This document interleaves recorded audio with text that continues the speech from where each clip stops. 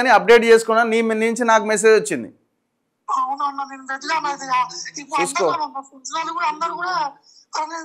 ఇప్పుడు నీ దాంట్లో డిపి ఏముంటది?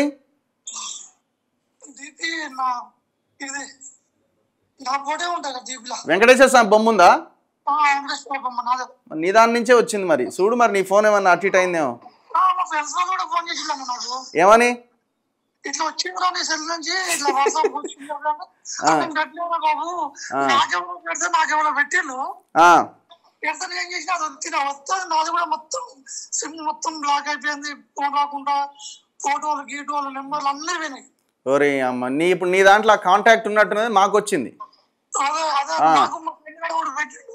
అసలు ఏంటో వచ్చిన నాకు వస్తుంది అందరు అది అది వస్తా. అది ఎంతమంది అట్లా క్లిక్ చేసిరో దాని అకౌంట్లో పైసలు ఏమైనా పోయినా చూసుకో. జాగ్రత్త. మరి అది అన్ని చేంజ్ చేసుకో, బ్యాంకుకి పోయి అన్ని. Okay, right right. ఏం పేరు మీ పేరు?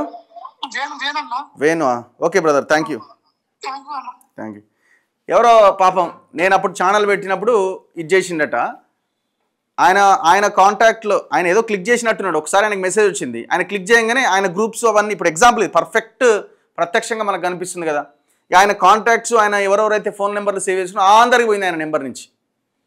నాకు ఇది ఇప్పుడు కాదు, ఇప్పుడు ఈ మంత్రులు ఈ రోజు వచ్చిందని నిన్న వచ్చిందని గొడవ చేస్తున్నారు. ఇది ఎప్పుడు వచ్చింది? ఇది నాకు అక్టోబర్ 30వ తారీఖు వచ్చిన ముచ్చట. ఇది అక్టోబర్ 30కే వచ్చింది.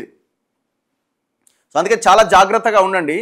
ఇగో ఇట్లాంటి ఫైల్ కనుక మీకు వస్తే చెప్పండి. మీరు అవసరమైతే దీన్ని కట్ చేసి మీ ఫ్రెండ్స్కి పంపించే ప్రయత్నం చేయండి. ఈ వీడియో సపరేట్గా నేను అప్లోడ్ చేస్తా. ఈ రకమైన కేవైసీ అప్డేట్ చేసుకోండి అని కానీ, ఆధార్ అప్డేట్ చేసుకోండి అని కానీ, ఇంతకుముందు ఏమో లింకులు వచ్చేవి. లింకులు అర్థమైంది జనానికి, ప్రజల్లో కొంత అవేర్నెస్ వచ్చింది. ఈ లింకులు ఓపెన్ చేయొద్దని. ఇప్పుడు లింక్ రావట్లే.